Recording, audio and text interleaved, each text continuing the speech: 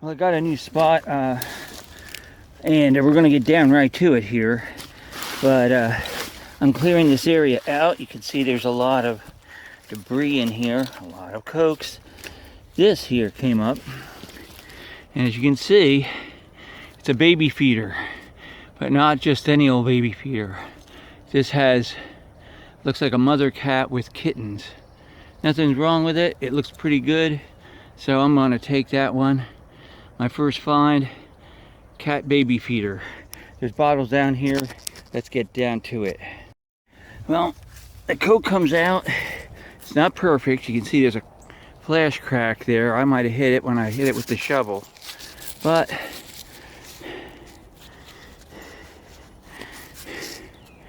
I could see that it is 1923 Christmas. It has another big flash crack there too, but it's a Hampton. So, a Hampton, South Carolina. I'll just throw that off to the side. But they're down here, so let's keep going. My second embossed bottle just popped up here. What is this? Oh, it's an embalmer's fluid. See that? I can just wipe it down somewhere. It is Fluid Chicago. I know this company. Let's see what it says.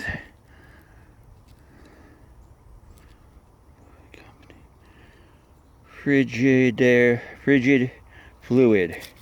That's a good one. That's a embalming fluid. So we're on the board with that one. Let's keep going. One of the usual suspects just popped up. Not a super important bottle. As you can see, I hit water. So let's keep going and get out of this mud. Most curious jar. Things seem to be up on the upper level. I'm trying to avoid the water. So, that most curious jar. Let's keep going.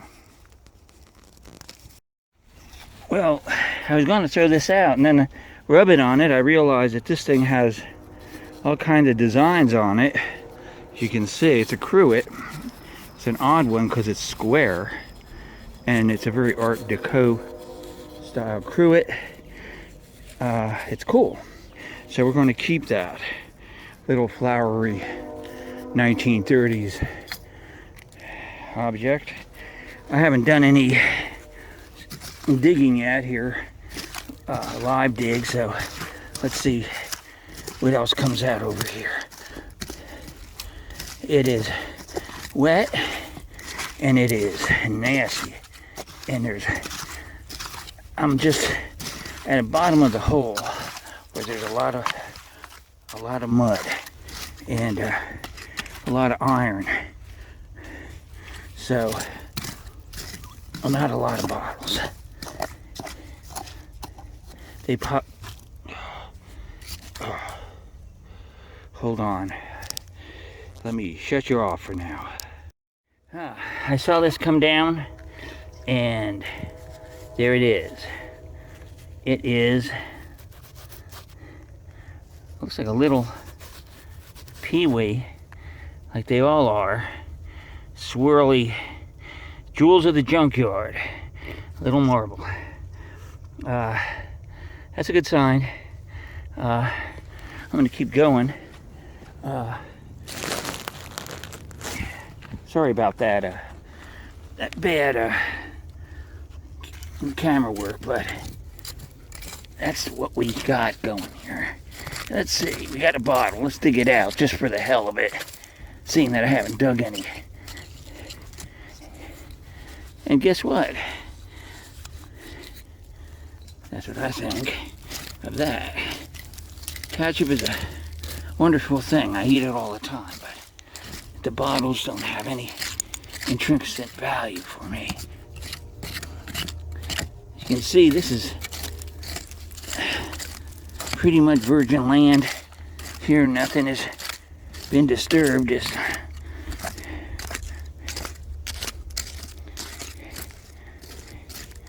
And I don't see anything really right off the bat aside from that lonely ketchup. So let me keep going, find something else, and I will keep you in the loop, as they say.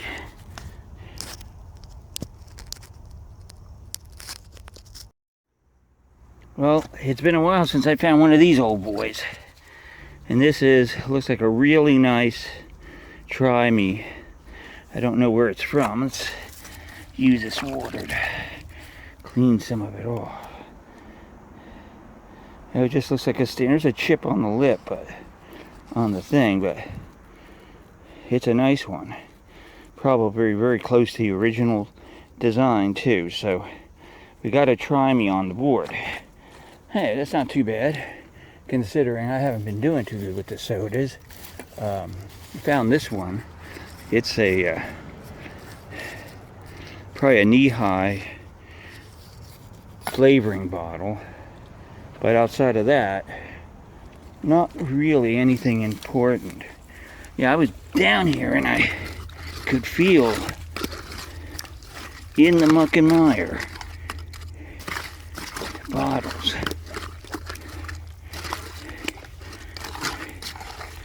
As you can see, I'm definitely in the muck and mire here.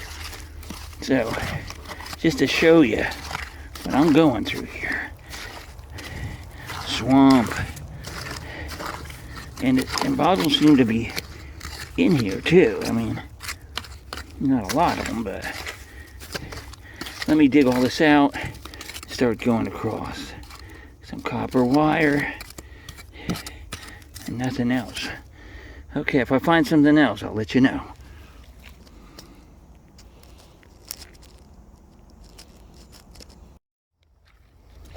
Well, I've got a beer showing up here. I don't know, a beer or a soda. Don't know what condition is it in. This is good. Look at this.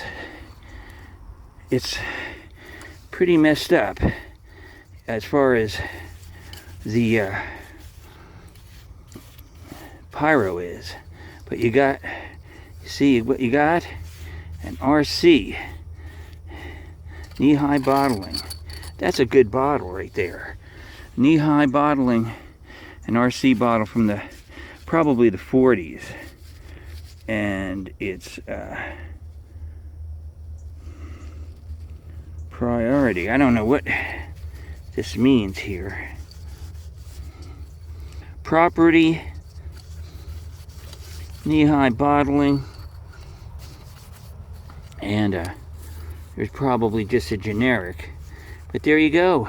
I don't find these quite often. This embossing saved it from being totally trash because of the fact that, you know, it's pyro is totally gone, and I found it way up here, so that means that there's a lot of stuff up in the root here that can be salvaged. That's 40s we're looking at here. The 30s are a little below us in the brick and boneyard here, but I'd say that without any problem, we could probably come up with something pretty good up in this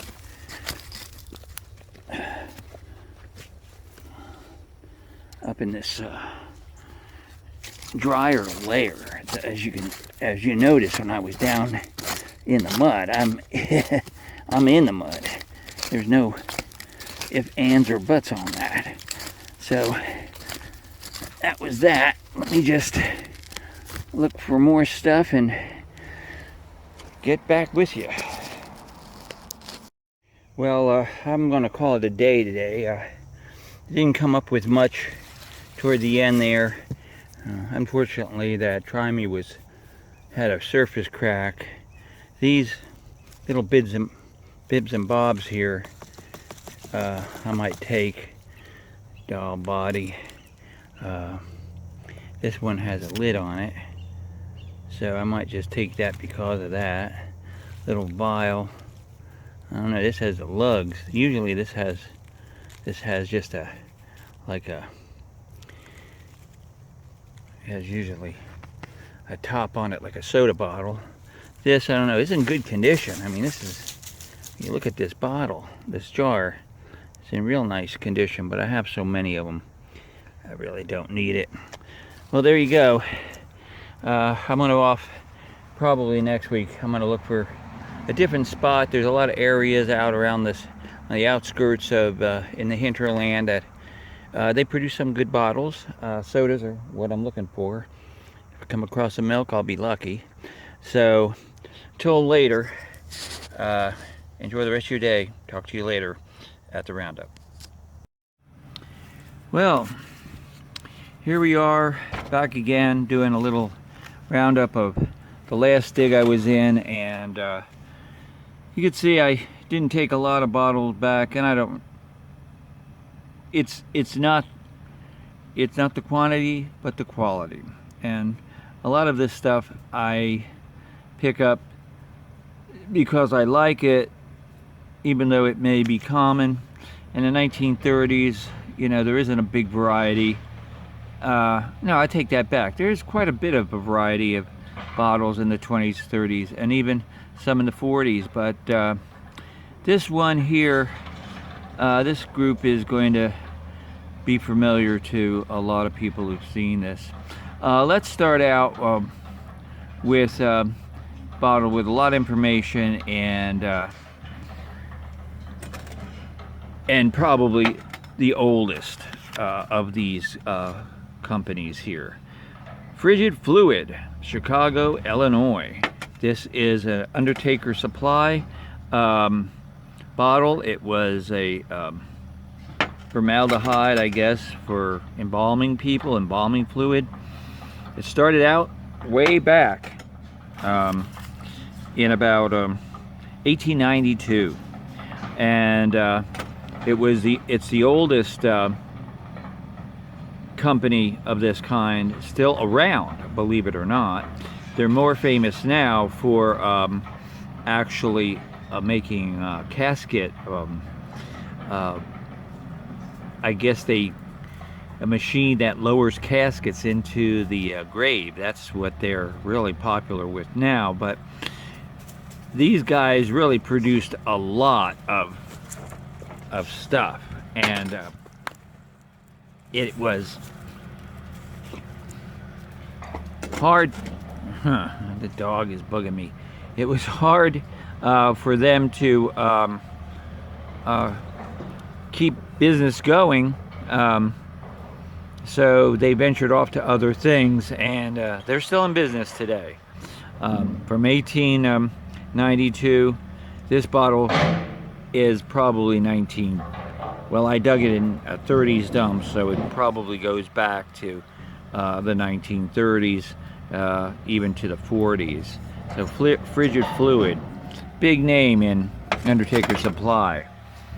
Another bottle that I came up with that was interesting was this one. Unfortunately, though, I only kept it for an example of what happens when you don't notice damage when you first dig a bottle. And that dump is really, really tricky when it comes to finding bottles, because they're usually bottles that are damaged, because they're usually full of mud and rust. This is a baby feeder. It's a cool bottle, though. It has a cat and her kittens, because the kittens are down there. And these feeders, they pictured a lot. Flowers, children, dogs. So there are several different variants of this baby feeder. But this one, unfortunately, is going to go back into the hole. There's just too much damage to it. You got a flash crack there, you got a flash crack there, and I just don't need broken bottles. I might give it away to somebody who really likes cats. So, but that is a good example. I found this bottle thinking it was in good shape. Once I cleaned it, turned out not to be. But another interesting little bottle. This one here, of course, is a Vinegar Cruet. It has flowers on it. It's a really pretty little bottle. Square, and I'm saying it's probably goes back to the late 30s, maybe the 40s. It probably had vinegar or some kind of oil in it when it was sold, or maybe it was just sold as is and you put whatever you wanted in it. But though Vinegar Cruets are popular and fairly common, this style and shape is not. So that was an interesting one. I don't know what company put this out, but many companies put bottles out like that. Now here we're going to go into something that is a bit of a history lesson. Let us start out with this little beat up bottle. Now this is just a flavoring bottle, and if you can see, it has minimum context, the standard 6 fluid ounces, and it was put out by the Knee-High Bottling Company. Now, this bottle was put out by the Knee-High Bottling Company probably all the way up until about 1940, when Knee-High was pretty much taken over by Royal Crown. Knee-High was still going, but it wasn't the flagship that it once was. This company, by the way, changed hands or changed names like someone running from the law. The alias, was a long line. Started out with Chero Cola. Everybody who collects soda bottles know the story of Hatcher developing Chero Cola, and over there in Columbus, Georgia, and that started a 30-year war with Coca-Cola. Coke sued Hatcher for using the word cola, and in the 1920s, Hatcher had to drop cola, and Chero Cola bit the dust.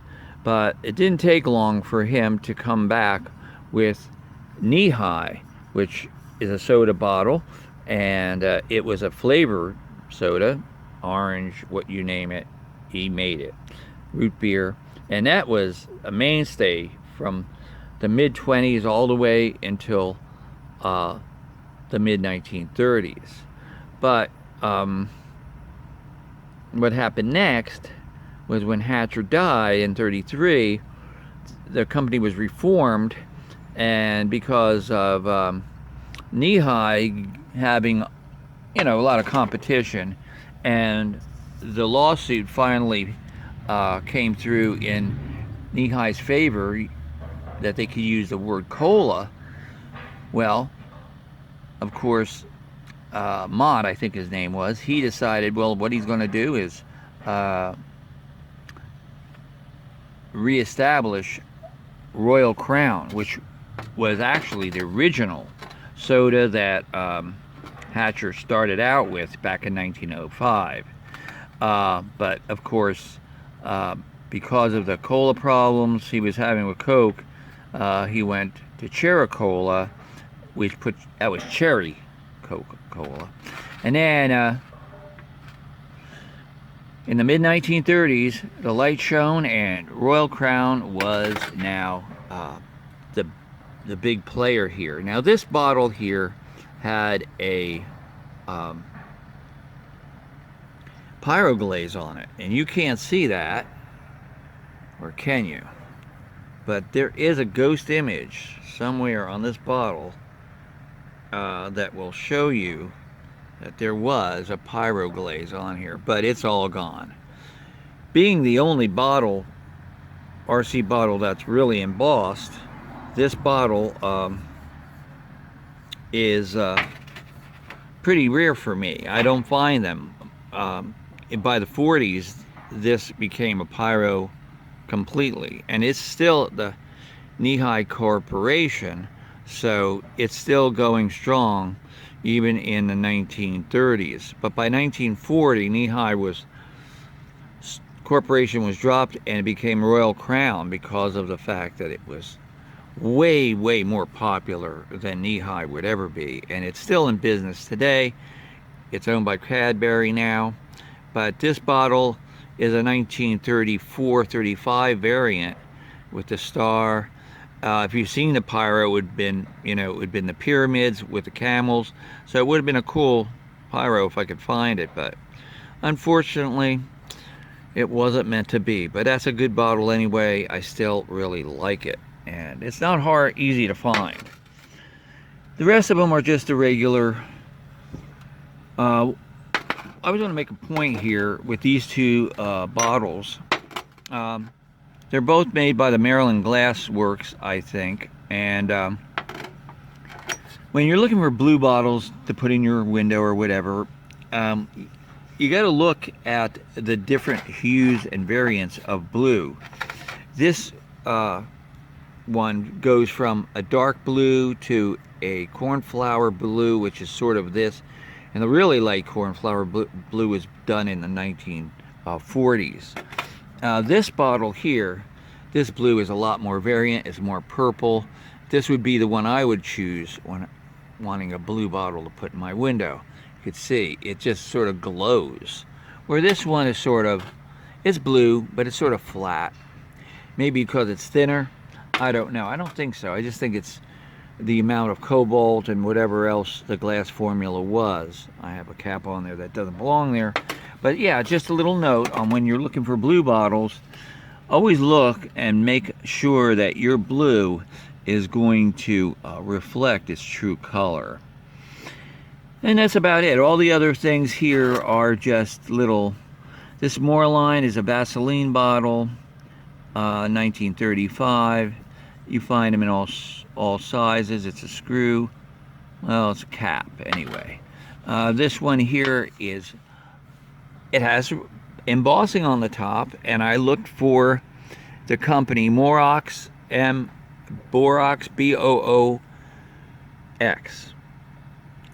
But all I got was Botox on the net, so whatever this little bottle had in it, it's just lost to the generations. I don't know, probably an eye wash. It looks like that kind of bottle.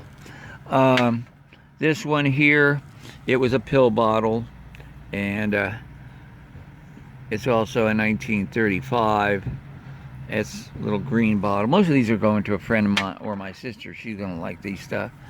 And let's see, this one, well, the date is on this bottle.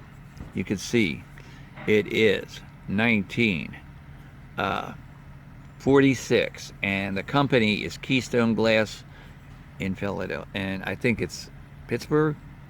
And it could have been anything in here. I wouldn't guess, probably some kind of food container. One more thing here. What is this one?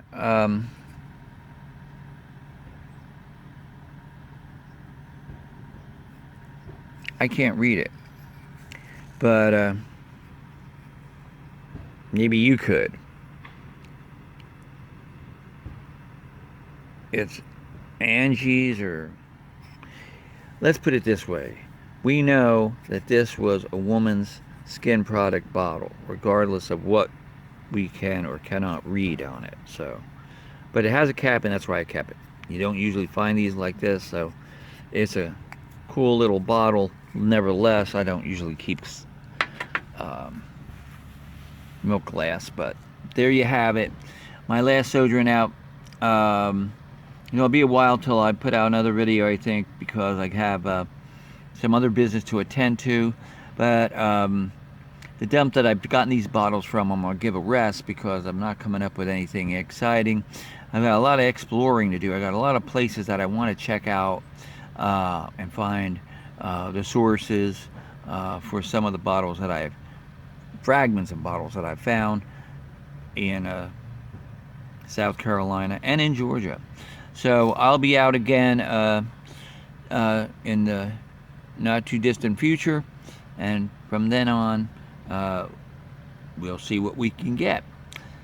Have a great day. Thanks, and bye.